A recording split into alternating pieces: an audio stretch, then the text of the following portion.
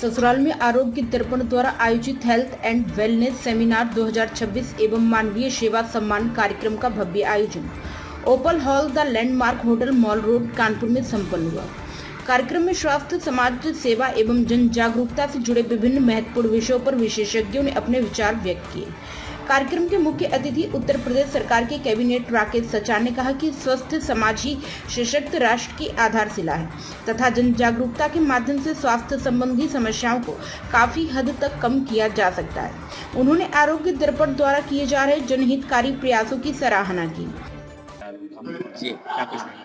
हाँ, जो हेल्थ का कार्यक्रम है, हम एक किसान हैं और हमारी एक बहुत बड़ी आबादी भारत की खेती करती है और जो हमारे किसान भाई हैं वो हमारी भी जिम्मेदारी है कि हम पहले अपनी ज़मीन को स्वस्थ रखें। जब ज़मीन को स्वस्थ रखेंगे तो उसमें स्वस्थ फसल होगी, निरोग फसल होगी और हमारा जो समाज है वो स्वस्थ रहेगा। जैसे हम अपने शरीर को जांच कराते हैं कि हमारे शरीर में कौन कौन सी कमी है, कौन कौन से तत्व की कमी है, वैसे जो हमारे किसान भाई हैं वो अपनी ज़मीन का स्वास्थ्य माने ज़मीन की मिट्टी जांच कराएं और जांच करा करके ही कौन से तत्व की कमी है उस उर्वरक को हमको डालना। अच्छा तो ये होगा कि जो हमारे किसान भाई हैं वो प्राकृतिक खेती करें। प्राकृतिक खेती में हमको खाद की नहीं ज़रूरत है, दवा की नहीं ज़रूरत। जितने कम हम दवा का, खाद का प्रयोग करेंगे उतने हमारी मिट्टी स्वस्थ रहेगी और स्वस्थ मिट्टी रखने के लिए उसको हमको स्वस्थ भोजन देने की ज़रूरत है। चाहे जैविक खेती है या प्राकृतिक खेती है, हरी खाद है। और दूसरी बात यह है कि यदि हमारी ज़मीन से शुद्ध अनाज उपजेगा तो हम सब लोग खाएंगे तो स्वस्थ रहेंगे। पहले जिम्मेदारी है हमारे भारत के मानव जीवन को स्वस्थ रखने की।